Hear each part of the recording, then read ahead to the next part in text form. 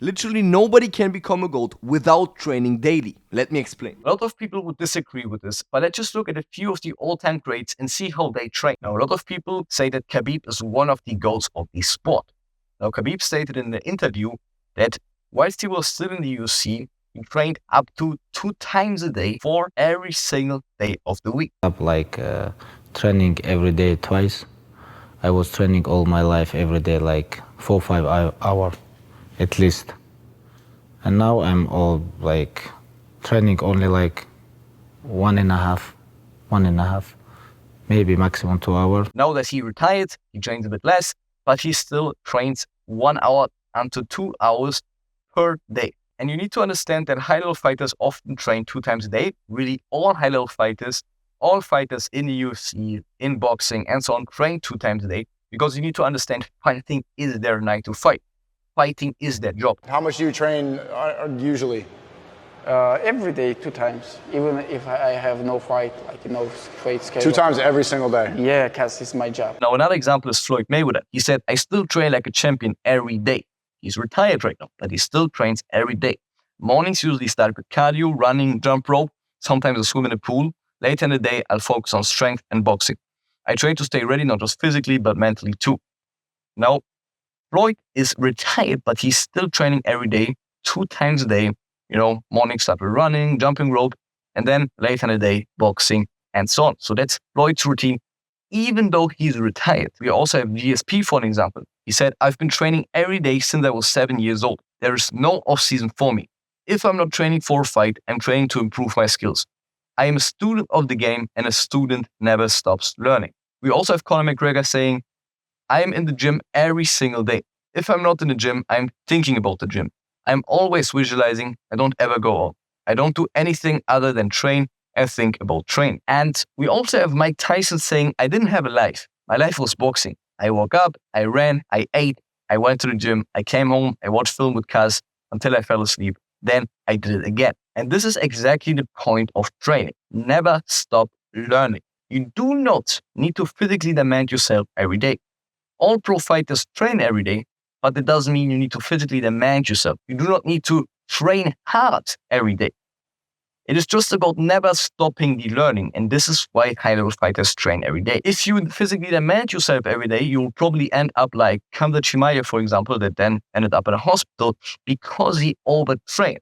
We do not want to overtrain, and this is why a lot of people disagree with, oh, you need to train every day, because they say you need rest, you need this.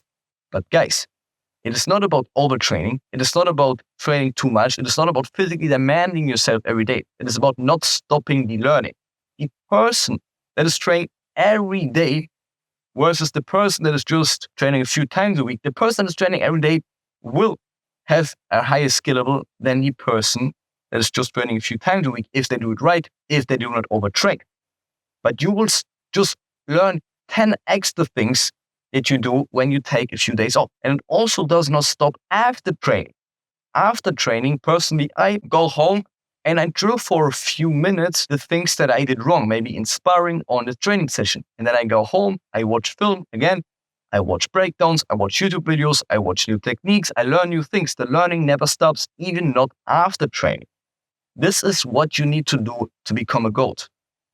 The learning never stops. Every day is a training day. Every day is a day where you learn. On some days, you will not train hard, but you will maybe do really light pad work or just drills with a partner where you maybe train your defense, your offense, and so on. But you drill.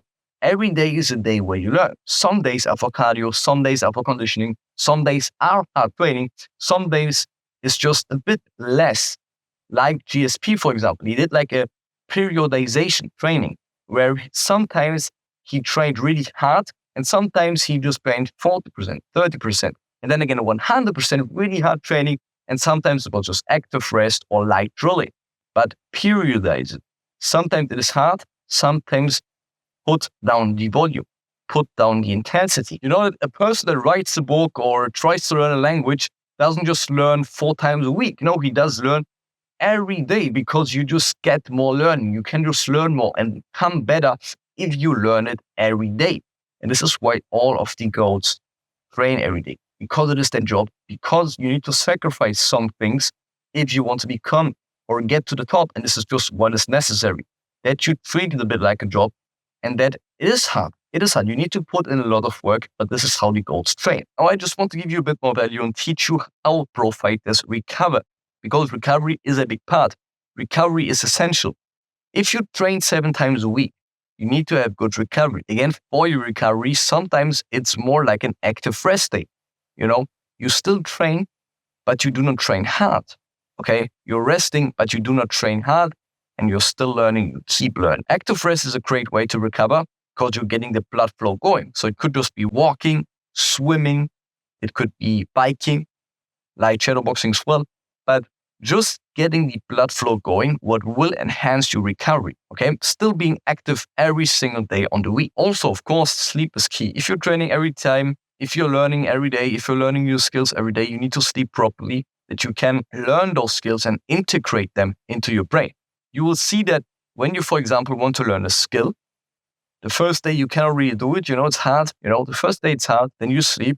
And the second day you wake up, you want to try it, it's going to be easier. Or you try to learn a piano. It's hard, you cannot really find the sounds. The next day you woke up, you can do it a lot better than the day before. And this is just sleep. You learn something. Whilst you're sleeping 8 hours, 7 hours, your brain processes it. And this is really the part where the learning happens. You learn throughout the day, but throughout the sleep, it processes it. And then you integrate it into your brain, and the skill just integrates into your routine. If you want to learn something, if you learn something important for martial arts, sleep is really important to integrate this into your brain. Of course, I'm more of an advocate for heat exposure than cold exposure, but still both of them have great benefits. Heat exposure is more for long-term recovery and cold exposure more for short-term recovery. But still using both of them is really essential and, again, important for recovery. And it's also important what you eat. Eating carbs after training, eating protein after training is important. Again, protein to rebuild your muscles, carbs to restore the glycogen. And of course, before training, carbs are important, and protein can also be beneficial before training. This is really important, guys, that you just eat carbs and protein after training, again, to boost your recovery. What a lot of people also use, or like Floyd Mayweather, he drank like Pepsi after training, or some people also say that chocolate milk is good after training because you restore your glycogen with it, and the protein ratio is perfect for recovery. So chocolate milk is something, if you love it, it can be beneficial after training to recover, to boost your recovery. So guys, see you back soon for another video. Guys, subscribe. My goal is to get 50K subscribers on this channel. And then of course the 100K, guys. I want the play button hanging there. So I see you back soon.